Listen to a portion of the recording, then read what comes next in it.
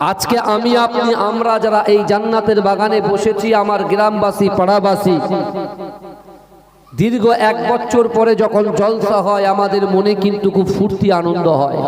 কারণ বাড়িতে লোক কুটুম আসে, মেহমানদারি চলে, কারণ মেহমানদারিটা রাসূলুল্লাহ সুন্নাত। কিন্তু আমার বাবাজিরা, আজকের দিনে এই জালসাটা আমরা দিচ্ছি, যার মতো বাড়িতে আছি ঠিক আছে, বসে থাকেন, অসুবিধা নেই। কিন্তু একটা কথা বারবার বলতে চাই, আজকে আন্দুলিয়া গ্রামে জলসা হচ্ছে, আজকের দিনে যারা খুশি মানাচ্ছে, আমি মনে করি সবচাইতে বেশি খুশি যদি কেউ হয়, আমার সামনে, আমার পিছনে, আমার ডান দিকে বাদিকে যত কবরবাসীরা আছে, ওই কবরবাসীর রূহগুলো সবচাইতে বেশি খুশি মানাচ্ছে। জোরে বলুন না। কারণ হলো এটাই, আমরা চোখ থাকতে চোখের মর্ম বুঝি না। কারণ একদিন কিন্তু আমাদের এই পৃথিবী ছেড়ে চলে যেতে হবে। যেদিন আমাদের গ্রামে সবরাসানের মাজলিস হবে, আজকে আমরা যেমন মসজিদকে খালি রেখে বাড়িতে বহাল তবিয়াতে বসে আছি, আমরা যখন কবরে চলে যাব, আমাদের ছেলেরা আমাদের থেকে শিক্ষা নেবে, বলবে না আমরা যখন ছোট ছিলাম, জলসা যখন হয়েছিল আমার বাপেরা বাড়িতে বসেছিল, অর্থাৎ আমার বাপ ইন্তেকাল করেছে, মানে আমিও এখন বাড়িতে বসে থাকবো, যাব না। কিন্তু আমার ভাইরা, রজব মাস, এই রজব মাসে আল্লাহ পাক রব্বুল আলামিন আমার রাসূল সাল্লাল্লাহু আলাইহি ওয়াসাল্লামকে স্বয়ং দাওয়াত করে জিবরাইলকে সঙ্গে করে দিয়ে আল্লাহ রাসূলকে ঊর্ধ্বগমনে, অর্থাৎ সুবহানাল্লাযী আসরা বিআবদিহি লাইলাম মিনাল মাসজিদিল হারাম ইলাল মাসজিদিল আকসা। জোরে বলুন না সুবহানাল্লাহ। ভাইজান বিশ্বাস করুন, বিশ্বনবী রাসূল সাল্লাল্লাহু আলাইহি ওয়াসাল্লাম মক্কা শরীফে, সেখান থেকে নিয়ে আল্লাহ পাক বাইতুল মুকাদ্দাস থেকে আমার রাসূলুল্লাহ সাল্লাল্লাহু আলাইহি ওয়াসাল্লামের সঙ্গে আল্লাহ পাক রব্বুল আলামিন জিবরাইলকে সঙ্গে করে দিয়ে আমার রাসূলকে নিজে ইনভাইট করে নিয়ে আল্লাহর সঙ্গে রাসূল সাক্ষাৎ করলেন। জোরে বলুন না সুবহানাল্লাহ। আমার রাসূল জান্নাত জাহান্নাম দেখলেন, জান্নাত জাহান্নাম দেখে বিশ্ব নবী রাসূল সাল্লাল্লাহু আলাইহি ওয়াসাল্লামকে আল্লাহ পাক এক রজনীতে, একই রাত্রিতে আল্লাহ পাক আবার হারাম শরীফে রাসূলকে পাঠিয়ে দিলেন। জোরে বলুন না সুবহানাল্লাহ। কিন্তু আমার ভাইরা, আল্লাহ পাক রব্বুল আলামিন পবিত্র কালামুল্লাহ শরীফের মধ্যে পরিষ্কারভাবে ইরশাদ ফরমেছেন, বিসমিল্লাহির রহমানির রহিম, আহাসিবান নাস ওয়া ইতরাকু ওয়া ইয়াকুলু আমান্না ওয়া হুম লা ইফতানুন। আমার আল্লাহ বলছে, বান্দা আমি আল্লাহ পাক তোমাদেরকে জানিয়ে দিলাম, আহাসিবান নাস আইয়াতরাকু ওয়া ইয়াকুলু আমান্না, তোমরা যারা ঈমান এনেছো, তোমরা কি মনে করো আমি আল্লাহ তোমাদেরকে ছেড়ে দেব? ওয়া হুম লা ইফতানুন, আমি আল্লাহ কি তোমাদের পরীক্ষা করব না? আল্লাহ নবীদেরকে পরীক্ষা করেছে, নবীদের পরীক্ষা করেছেন, সাহাবা হুজুরদের পরীক্ষা করেছেন। আল্লাহ পাক কিয়ামত পর্যন্ত তার বান্দা বান্দি রাসূলুল্লাহর উম্মত উম্মতিকে পরীক্ষা করবেন। কে বলছেন? আল্লাহ বলছেন। কিন্তু আমার ভাইরা, বিশ্ব নবী রাসূল সাল্লাল্লাহু আলাইহি ওয়াসাল্লাম, যে নবী ছোট বয়সে মায়ের গর্ভে থাকাকালীন আব্বা জানকে হারিয়েছিলেন, 6 বছর বয়সে আম্মা জানকে হারিয়েছে, এই যুবকেরা 8 বছর বয়সে যে বিশ্ব নবী রাসূল সাল্লাল্লাহু আলাইহি ওয়াসাল্লাম একটা পাহাড়ের পাদদেশে গিয়ে আমার রাসূল যখন অঝর নয়নে কাঁদছে, সব থেকে বড় কাফের আবু জেহেল সেই রাস্তা দিয়ে হেঁটে হেঁটে আসছে। এই যুবকেরা ভালো করে বোঝার চেষ্টা করেন, আল্লাহ রাসূল সাল্লাল্লাহু আলাইহি ওয়াসাল্লামকে দেখে আবু জেহেল থাকতে না পেরে আমার রাসূলকে জড়িয়ে ধরে দুগালে চুমা খেলেন। জোরে বলুন না সুবহানাল্লাহ। মনে মনে চিন্তা করছে, না না, আমার ভাতিজা এইভাবে কাঁদবে, আমার ভাতিজার বাপও নাই, মাও নাই, হয়তো এই পাহাড়ের বাদদেশে যে কোনো মুহূর্তে কেউ না কেউ তাকে আক্রমণ করতে পারে, হয়তো কোনো পশু তাকে আক্রমণ করতে পারে। এই চিন্তা করে তিনি কি করলেন? আমার রাসূলুল্লাহকে তার উটের পিঠে বসিয়ে দিলেন।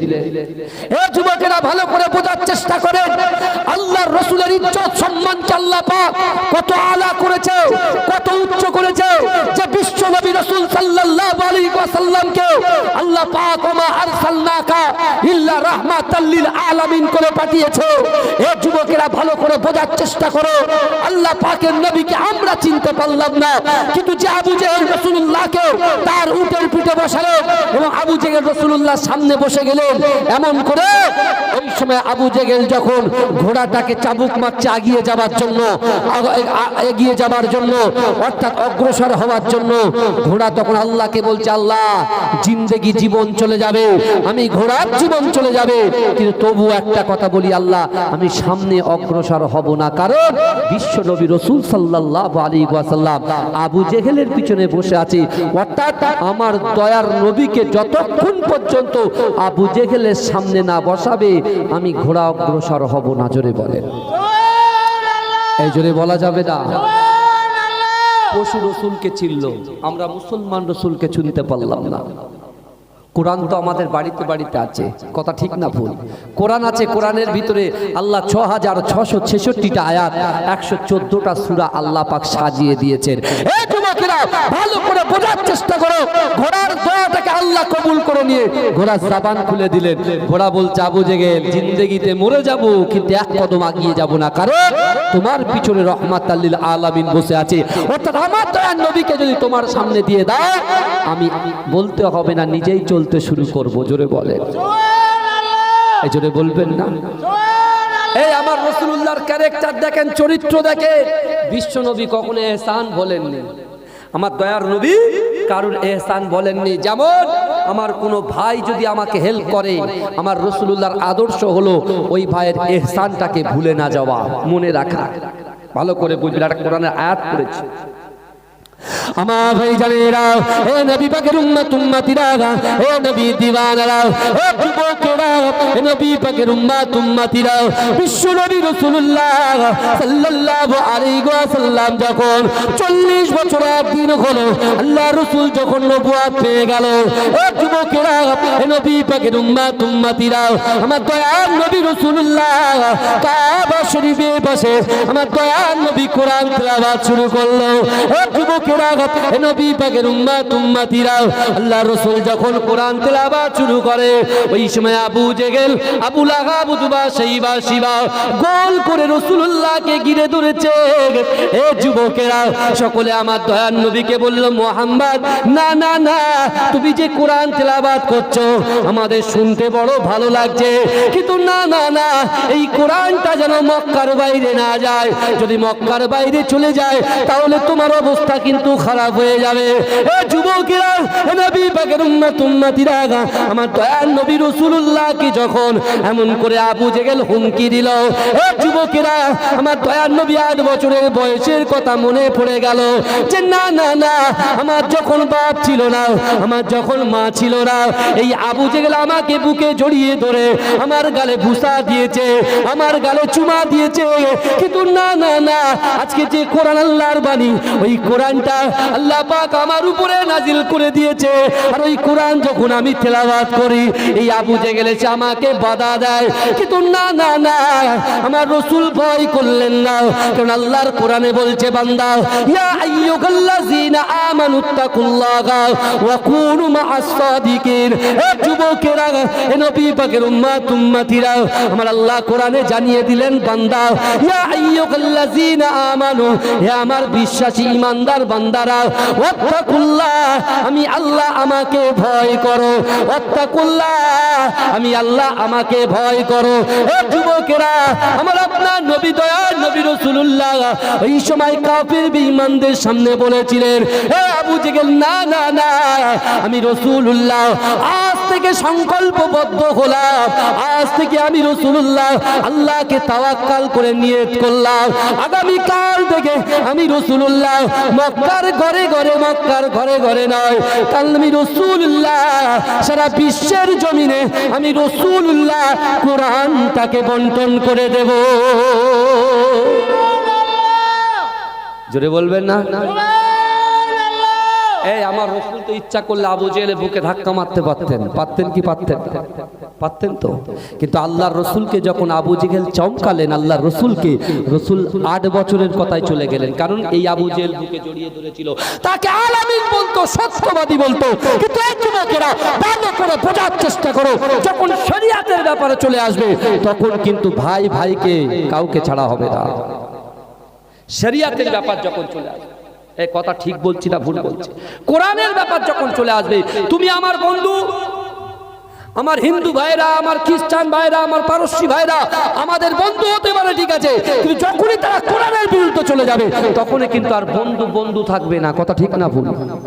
বন্ধু আর বন্ধু থাকতে পারে না, কারণ তুমি আমার কোরআনের উপরে আঘাত করেছো, এ সহ্য করা যাবে না। কারণ আল্লাহ বলছেন ওয়াত্তাকুল্লাহ, বান্দা তোমরা আমি আল্লাহকে ভয় করো।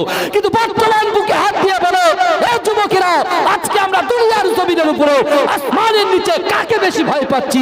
একটু ভালো করে বোঝার চেষ্টা করেন। আজকে আমরা মানুষকে ভয় পাচ্ছি। আল্লাহ কোরআনে বলছেন উদুনি ওয়াস্তাজিব লাকুম, বান্দা তোমরা আমার কাছে চাও, আর আমরা মানুষের কাছে হাত পাচ্ছি। কথা ঠিক বলছি না ভুল বলছি? এই কথা বলেন না। খারাপ লাগছে? খারাপ লাগছে? খারাপ লাগলেও কিছু করার নেই, কারণ আমি আমার ইতিহাস, ভূগোল, ভৌতিক বিজ্ঞান থেকে কোনো কথা বলছি না, যা বলছি ডাইরেক্ট কোরআন থেকে। আমার ভাইরা ভালো করে বোঝার চেষ্টা করুন, এ দুনিয়া আপনার ছাড়তে হবে।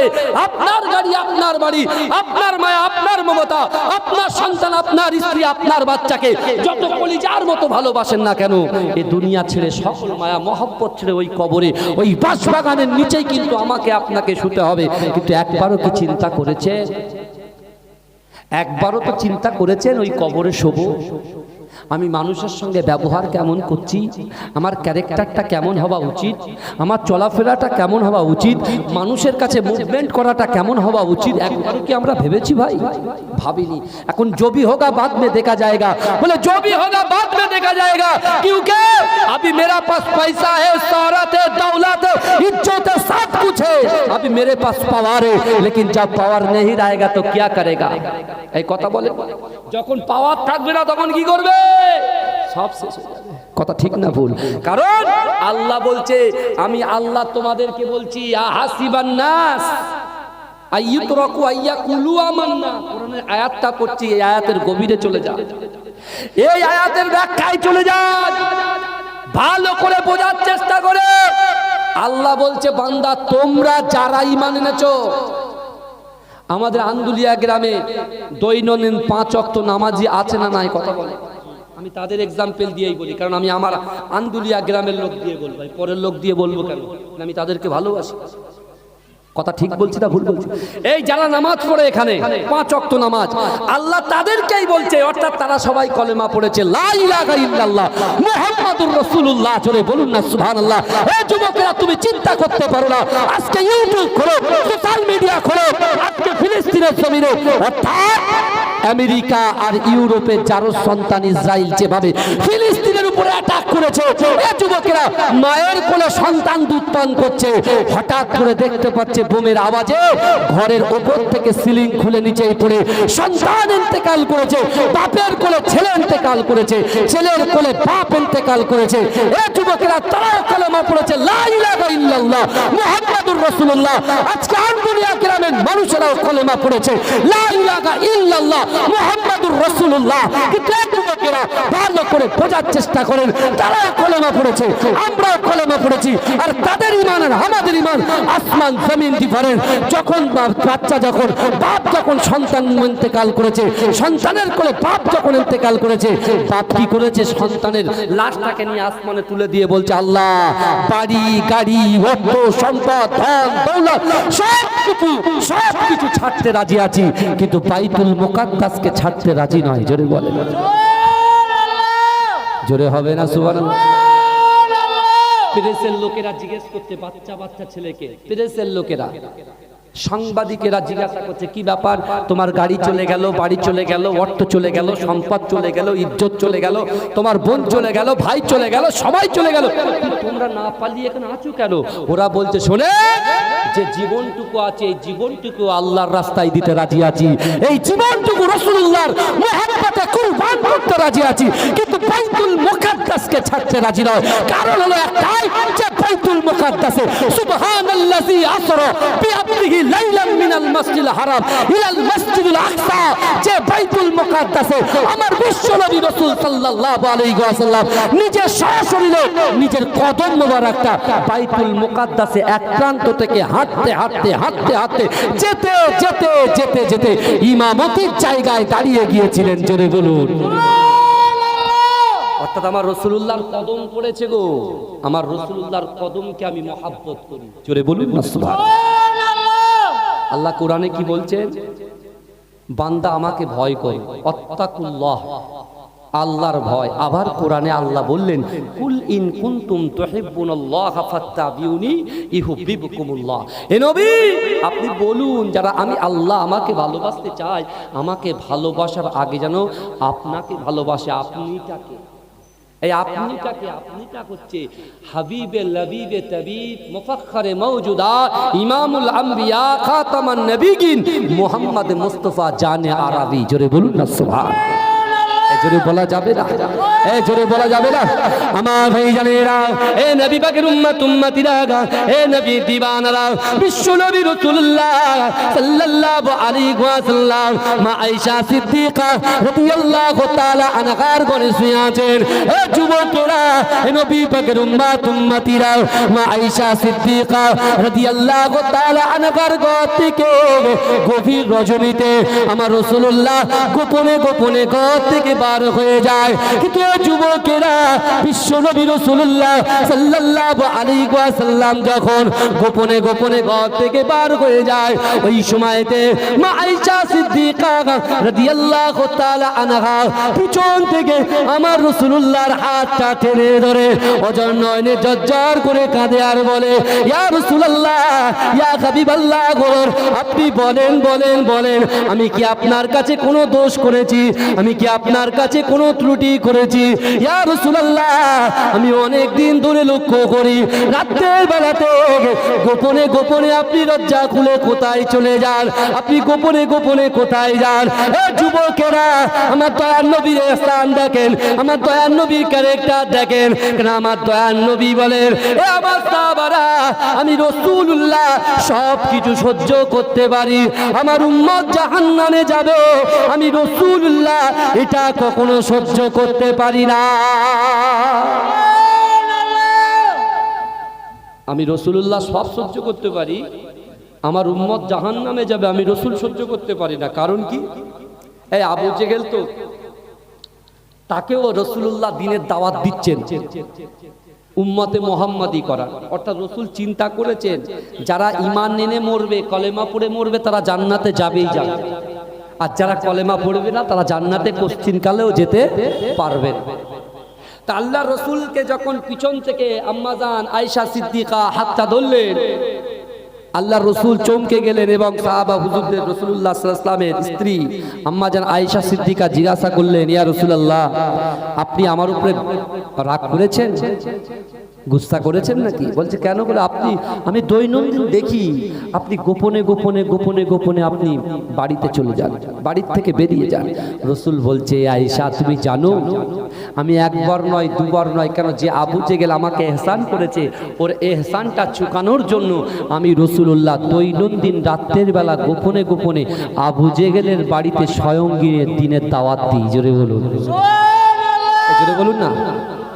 যেই বলেছে আম্মাজান আয়েশা সিদ্দিকার চোখে পানি, ইয়া রাসূলুল্লাহ, আবু জেহেল তো আপনার বড় শত্রু, আপনার বড় শত্রু তো আবু জেহেল, কিন্তু আপনি তার বাড়িতে যাচ্ছেন, হুজুর আপনি একটু সাবধানে যাবেন। আম্মাজান রাসূলুল্লাহর হাতটা ছেড়ে দিলেন। জোরে বলুন না সুবহানাল্লাহ। ভাইজান, আমি একটা আয়াত পড়েছিলাম, অহুম লা ইফতানুন, আল্লাহ বলছে বান্দা পরীক্ষা করব। আল্লাহ নবীদেরও পরীক্ষা করেছেন, আল্লাহ সাহাবাদেরকে পরীক্ষা করেছেন। সবে সবে সিদ্দিকে আকবর হযরত আবু বকর সিদ্দিক রাদিয়াল্লাহু তাআলা আনহু রাসূলুল্লাহর হাতে হাত দিয়ে কলেমা পড়ে মুসলমান হয়েছে। জোরে বলুন না সুবহানাল্লাহ। আবু জেহেলের খুব জ্বলন ধরেছে, বুঝলেন, যে রাসূলুল্লাহর কাছে এত তাবড় একজন বীর, হ্যাঁ, সিদ্দিকে আকবর হাতে হাত দিয়ে নিল। খুব রাগে ফেটে পড়েছে। আর রাসূলুল্লাহ গিয়ে বলছে আবু জেহেলের বাড়িতে গিয়ে, আবু জেহেল একটা গাছের নিচে বসে বসে ফল খাচ্ছে। আল্লাহর রাসূল গিয়ে বলছে আবু জেহেল কি করছো? বলে আমি পাথর খাচ্ছি। বলে আমি পাথর খাচ্ছি। যেই বলেছে পাথর খাচ্ছি, আল্লাহ বলছে আমার রাসূলুল্লাহর সামনে বিয়াদবি, আল্লাহ ফলটাকে পাথরে পরিণত করে দিয়েছে। জোরে বলুন সুবহানাল্লাহ, জোরে বলুন না সুবহানাল্লাহ। ওই পাথর ছুঁড়ে আমার রসুলকে মেরেছে। এই শুনছেন? ওই পাথর ছুঁড়ে আমার রসুলকে মেরেছে। রসুল কিন্তু আর বাড়িতে যাননি, কারণ মা আয়েশা সিদ্দিকা বলেছেন হুজুর আপনি খুব সাবধানে থাকবেন, কেন আপনার শত্রু কিন্তু আবু জেহেল। আল্লাহ রসুল দেখলেন আমার স্ত্রী কষ্ট পাবে, ওই জন্য রসুল আর বাড়িতে যাননি, সোজা গিয়ে কাবা শরীফের পাশে বসে গেলেন। জোরে বলুন না সুবহানাল্লাহ। আল্লাহ পাক দেখলেন, আল্লাহ পাক জিবরাইলকে বললেন জিবরাইল চলে যাও, বাবা রসুলকে আমার কাছে নিয়ে এসো। বুঝতে পারলেন না? ওই রাতের বেলা আল্লাহ পাক বিশ্ব নবী রাসূলুল্লাহকে একদম বাইতুল মুকাদ্দাসে 2 রাকাত নামাজের ইমাম বানিয়ে দিয়ে রসুল নামাজ কমপ্লিট করে আল্লাহর সঙ্গে সাক্ষাৎ করতে চলে গেলেন। বিশ্বাস করুন এ যুবক যারা বলছেন, একটা কথা আমি বলি, কবর জিয়ারতের ব্যাপারটা আসছে এই জায়গায়। কবর জিয়ারত করা অনেকে বলছে বিদআত, কিন্তু না, কবর জিয়ারত করা আমার রসুল নিজে কবর জিয়ারত করেছেন। জোরে বলুন সুবহানাল্লাহ। আপনি একটা জিনিস চিন্তা করুন তো, আমাদের উৎস কে? আমাদের পিতা মাতা না? আমাদের উৎস কি? পিতা মাতা। তাহলে আল্লাহর কোরআন কি বলছে? আল্লাহর কোরআন বলছে ফালা তাকুল্লাহুমা উফি ওয়ালা তানহারহুমা ওয়া কুল্লাহুমা কাওলান কারীমা। আল্লাহ বলছে বান্দা তোমাদের আচার আচরণে, তোমাদের ব্যবহারে তোমাদের পিতা মাতা যেন উফ শব্দ না করে। তাহলে দুনিয়াতে মা বাপ বেঁচে থাকাকালীন একরকম ব্যবহার করি, কিন্তু যে মা বাপের সঙ্গে ভালো ব্যবহার করে যে সন্তান, বাপ খুশি হয় না, বেজার হয়? কথা বলেন। বাপ খুশি হয়, মা খুশি হয়। তা বিশ্ব নবী রাসূল সাল্লাল্লাহু আলাইহি ওয়াসাল্লাম যখন মেরাজে গিয়েছিলেন, অর্থাৎ আল্লাহর সঙ্গে সাক্ষাতে গিয়েছিলেন, আল্লাহর রাসূল কিন্তু একটা কবরের দিকে যখন জিবরাইল একটা জায়গায় দাঁড় করিয়েছিলেন, আল্লাহর রাসূল ডান দিকে হেঁটে চলে যাচ্ছেন। জিবরাইল জিজ্ঞাসা করেছিলেন রাসূল, আমি শর্ট করে বলছি, মেন পয়েন্টে আমি যাব কিন্তু শর্ট করে একটু বলি। ওই সময় জিবরাইল বলেছিলেন ইয়া রাসূলুল্লাহ আপনি যাচ্ছেন কোথায়? রাসূল বলে আমি জান্নাতে যাচ্ছি। বলে ইয়া রাসূলুল্লাহ এটা হতে পারে না। বলে কেন? বলে জান্নাত তো এখন অনেক বড়, অনেক দূর। জান্নাত তো এখন অনেক দূর, তা আপনি জান্নাতে যাচ্ছেন? বলে কেন? ওই দিক থেকে জান্নাতের সুঘ্রাণ আসছে। জোরে বলুন না সুবহানাল্লাহ। জিবরাইল রাসূলকে বললেন ইয়া রাসূলুল্লাহ ফিরাউনের জামানায়, নবী মুসা আলাইহিস সালাতু ওয়াস সালামের জামানায় যখন ফিরাউন খোদা বলে দাবি করেছিল, আর এই যার কবর থেকে সুঘ্রাণ বেরোচ্ছে, এই কবরে একজন নেই, 3 জন আছে একসাথে, মা আছে, 2 সন্তান আছে। জোরে বলুন না সুবহানাল্লাহ। বলছে কেন? বলছে ফিরাউনের জামানায় ফিরাউন এই মেয়েটাকে অত্যাচার করেছিল। কি অত্যাচার করে? তারা একটা দুধের শিশু ছিল, আর তার একটা বড় বাচ্চা ছিল। সেই বাচ্চা শিশুকে ফিরাউন উত্তপ্ত তৈলর কাছে এসে আগুন জ্বালিয়ে দিয়ে মাকে বলেছিল, তুই যদি আল্লাহকে আমাকে খোদা বলে না মানিস, আমি ফিরাউনকে যদি খোদা বলে না মানিস, তাহলে কিন্তু তোর বাচ্চাগুলোকে উত্তপ্ত তৈলর মধ্যে ফেলে দেব। তখন সেই নারী বলেছিল, এই ফিরাউন শোন, যে আল্লাহ তোকে সৃষ্টি করেছে সে আল্লাহ আমাকেও সৃষ্টি করেছে, সে আল্লাহ আমার 2 সন্তানকে সৃষ্টি করেছে। জোরে বলুন। আল্লাহ বলছেন বান্দা ওয়াত্তাকুল্লাহ, আমি আল্লাহ, আমাকে ভয় করো। তা আমি আল্লাহকে ভয় করি, ফিরাউন তোকে ভয় করি না। যে এই কথা বলেছে, ফিরাউন তার বড় সন্তানকে ওই টকবগে উত্তপ্ত তৈলের ভিতরে ফেলে দিলেন। মায়ের সামনে সন্তান শেষ, মা কিন্তু আল্লাহকে বলছে আল্লাহ আপনি আমাকে সবর দিন। এই কথা যখন বলছে, তখন ওই দুধের শিশুটা যে দুধ খায়, সে শিশু কথা বলতে পারে? বলতে পারে না। আল্লাহ সেই দুধের শিশুর জবানটা খুলে দিয়েছে। জোরে বলুন না সুবহানাল্লাহ। ওই দুধের শিশুটা মাকে বলছে, মা খবরদার, ফিরাউন যতই আপনাকে ভয় দেখাক না কেন, আমার বড় ভাইকে শেষ করেছো তো কি হয়েছে? আমার বড় ভাইকে তো আল্লাহই সৃষ্টি করেছে। জোরে বলুন। মা আপনি চিন্তা করবেন না, এবার আমার পালা। ফিরাউন কিন্তু সর্বশেষে আপনাকে কতল করবে, তার আগে আমাকে নেবে। দেখুন আমার কোল থেকে নিয়ে নেবে, আপনার কোল থেকে। অর্থাৎ ফিরাউন যদি আপনাকে যতই ভয় দেখাক না কেন, মা আল্লাহর কাছে এত আচার, অবশ্যই অবশ্যই জান্নাতের বাগানে আমরা 3 ভাই বেটি একসঙ্গে থাকবো। জোরে বলেন। ফিরাউন ওই বাচ্চাটার গলা টিপে উত্তপ্ত তৈলের ভিতরে ফেলে দিলেন। বাচ্চাগুলো শেষ। মা, সেই মাকে তাফসীরের মধ্যে এসেছে ওই মেয়েটার নাম হচ্ছে মুসাতা। তাফসীরের মধ্যে এসেছে নাম হচ্ছে কি মুসাতা। সেই মুসাতা কি করেছিল আল্লাহর বান্দি, যখন ফেরাউন তার উপরে বসে গিয়েছিল তাকে এমন করে শুইয়ে দিয়ে নগ্ন করে তার গায়ের চামড়াগুলো যেমন গরুর চামড়া ছাড়াই ওইভাবে ছাড়াচ্ছে আর বলছে মুসাতা এখনো তুই বল আমি ফেরাউনকে খোদা বলে মেনে নে। মুসাতা বলছে শোনো, না না না না, তুমি যদি আমাকে কতল করে দাও, আমার দুটো সন্তানকে তোমার সামনে আমার সামনে কতল করে দিয়েছো, আমি মুসাতা বলছি শোনো আমাকে তো মেরে দেবে, কিন্তু একটা ওসিয়াত তোমাকে করে যায়। মরণের আগে জিজ্ঞাসা করে কি চাও, এই যাদের ফাঁসি হয় না তাদের শেষ আরজু জিজ্ঞাসা করে কি চাও তোমরা। তা মুসাতা বলছে শোনো, একটা কবর খুঁড়ে ওই কবরের মধ্যে আমার ছেলেদের দুটো হাড়হাড্ডি আর আমার হাড়হাড্ডিগুলো এক জায়গায় রেখে দেবে, আর আল্লাহর কাছে দোয়া করছে আল্লাহ আপনি আমার সন্তান দুই বাচ্চাকে আমার সাথেই রেখে দেবেন। জোরে বলুন না। রাসূলুল্লাহ সাল্লাল্লাহু আলাইহি ওয়াসাল্লাম যখন মেরাজে যাচ্ছেন আল্লাহর সঙ্গে সাক্ষাৎ হয়নি, তার আগে মিডিলে আল্লাহর রসুলের কাছে যখন জিবরাইল এই কথা বললেন, আমার রসুল অঝর নয়নে কাঁদলেন আর বললেন চলো জিবরাইল আমি রাসূলুল্লাহ একটু কবরটাকে জিয়ারাত করেই বার হব। জোরে বলুন না সুবহানাল্লাহ। চিন্তা করেন, চিন্তা করেন। আর আমরা একজন বলছে কবর জিয়ারাত করতে যাব, একবার বলতে যাবে না। দুটো মত তৈরি হচ্ছে। আমরা তো উম্মতে মুহাম্মাদি, মতামত কিসের? নিজের বাপ নিজের মা, যদি আপনি নিজের মা নিজের বাপ নিজের স্ত্রী নিজের পুত্রকে খুশি না করতে পারেন কিচ্ছু হবে না, সব শেষ। যদি বলেন কেন হুজুর, আল্লাহর কোরআন তো মিথ্যা হয়ে যাবে। আল্লাহর কোরআন কি বলছে? ফালা তাকুল্লাহুমা উফি ওয়ালা তানহারহুমা ওয়া কুল্লাহুমা কাওলান কারীমা। তোমাদের আচার আচরণে তোমাদের ব্যবহারে যেন বাপ মা পিতা মাতা যেন উপ শব্দ না করে। জোরে বলুন না সুবহানাল্লাহ। এই আল্লাহ পাকের ওলি আল্লামা শিবলি নুমানী রাহমাতুল্লাহ আলাইহি, এই শুনছেন আমার কথা? আল্লামা শিবলি নুমানী রাহমাতুল্লাহ আলাইহি কাবা শরীফ তওয়াফ করতে গেছেন। তিনি তওয়াফ করছেন লাব্বাইক আল্লাহুম্মা লাব্বাইক লাব্বাইক লা শারীকা লাক লাব্বাইক ইন্নাল হামদা ওয়ান নি'মাতা লাক ওয়াল মুলক লা শারীকা লাক। কাবা শরীফ তওয়াফ করে হাজী সাহেবরা কি করে জানেন? মাকামে ইব্রাহিমের পিছনে 2 রাকাত নামাজ আদায় করে।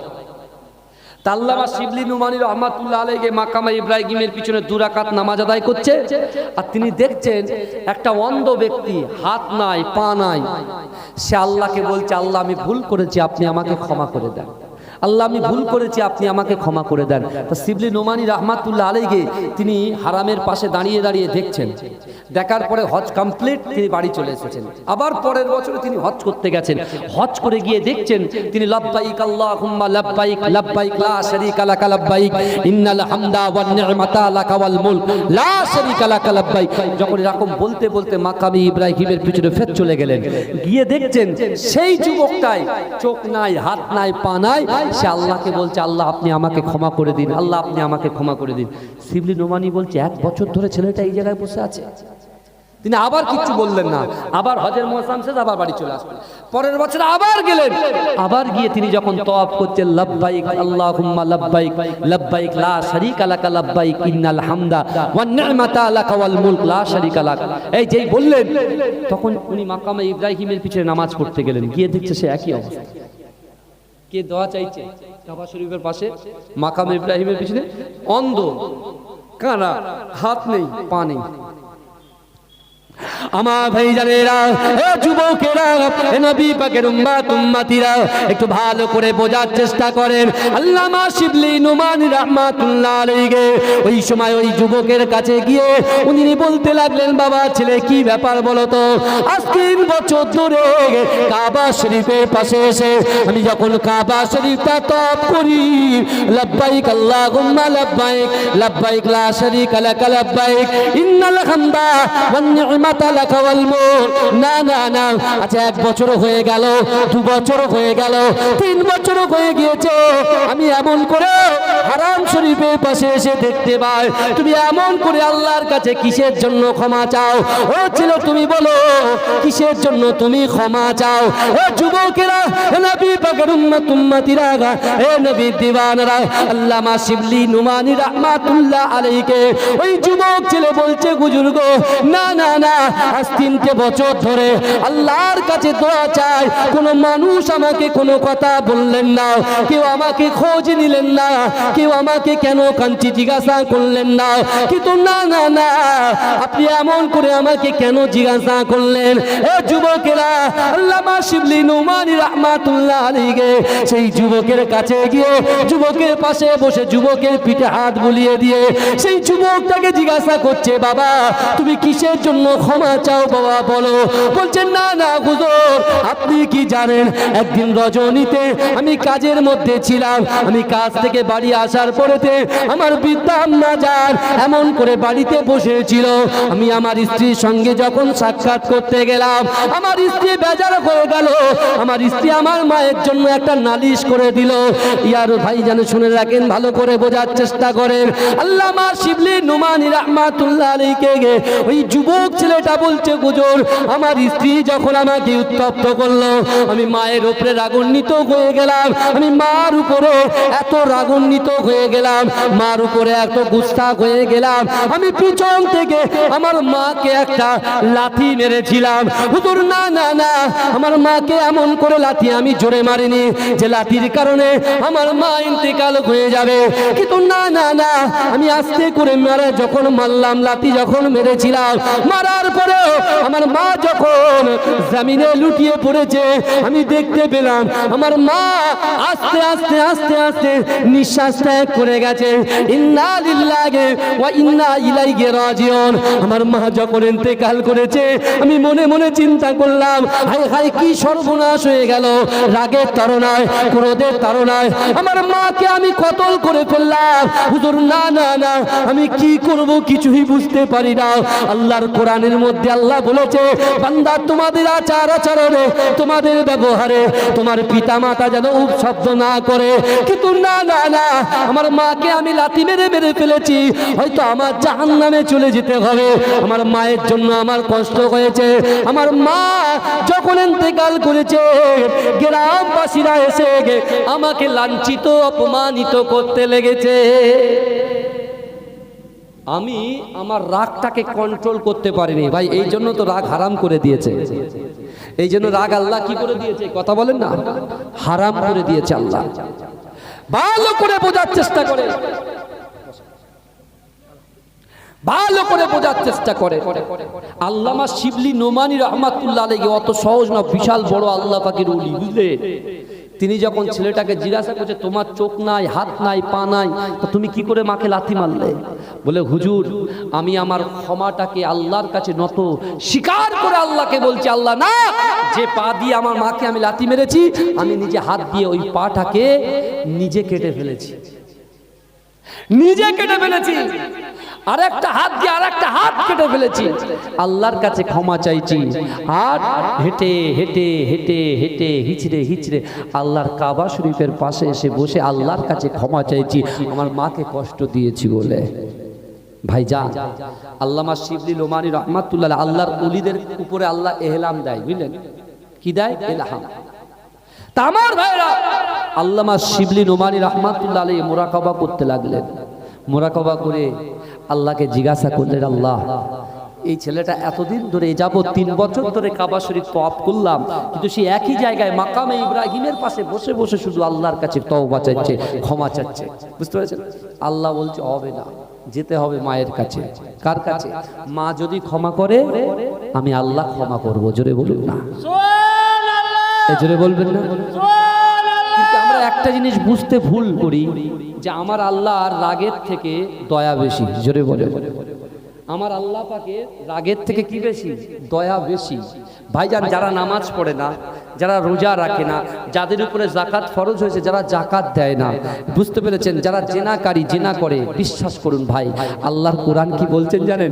ইয়া আইয়ুহাল্লাযীনা আমানু তুবু ইলাল্লাহি তাওবাতান নাসুহা। আল্লাহ বলছেন, এ বান্দা তোমরা যদি তওবার মতো তওবা করো আমি আল্লাহ তোমাদের পিছনের গুনাহটাকে ক্ষমা করে দেব। জোরে বলে, সুবহানাল্লাহ, জোরে বলবেন না?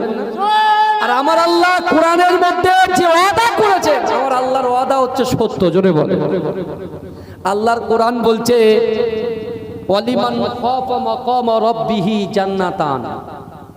আল্লাহর কোরআন বলছে ওয়ালিমান খাফা মাকামা রাব্বিহি জান্নাতান, যদি কোনো বান্দা বান্দির অন্তরে আমি আল্লাহর ভয় থাকে আর ওই বান্দা আমি আল্লাহর সামনে দাঁড়ানোকে ভয় করে, আমি আল্লাহ বলছি ওই বান্দা বান্দির উপরে খুশি হয়ে আমি আল্লাহ তাকে দুটো জান্নাত দেব। জোরে বলে সুবহানাল্লাহ। এই কটা জান্নাত দেবে? দুটো জান্নাত।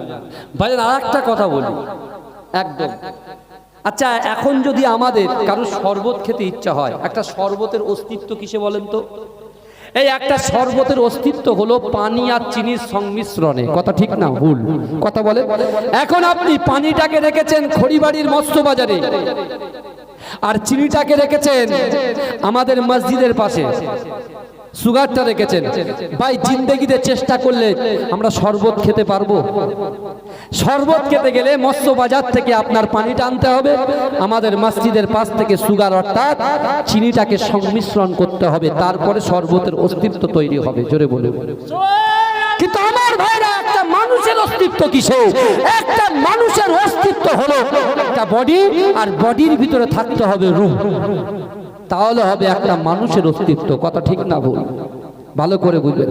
তাহলে একটা মানুষের বডির থেকে যদি আত্মাটা বেরিয়ে যায়, নাফসটা যদি বেরিয়ে যায়, ওই মানুষের বডির নাম কি হয়ে যাবে? বডির নাম কি হয়ে যাবে? লাশ হয়ে যাবে। তাহলে ওই লাশের কি কোনো দাম থাকবে? এই কথা বলে, লাশের কোনো দাম আছে? লাশের কোনো দাম নেই, লাশ তো মাটি হয়ে যাবে। কথা ঠিক না ভুল?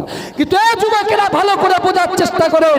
তাহলে আজকে আমরা বডি নিয়ে লাফালাফি করছি, আমাদের অর্থ, আমাদের সম্পদ, আমাদের ইজ্জত, আমাদের চলাফেরা, আমাদের চাল চলন, আচার আচরণ সব কিছু হচ্ছে বডির জন্য। সব কিছু কিসের জন্য হচ্ছে? বডির জন্য হচ্ছে। কিন্তু আল্লাহর যে দুটো ফারিস্তা আসবে, মুনকার আর নাকির, ওই মুনকার নাকির কবরে যে সওয়াল জবাব করবে, বডিকে করবে না রুহকে করবে? কথা বলে, কাকে করবে বলেন?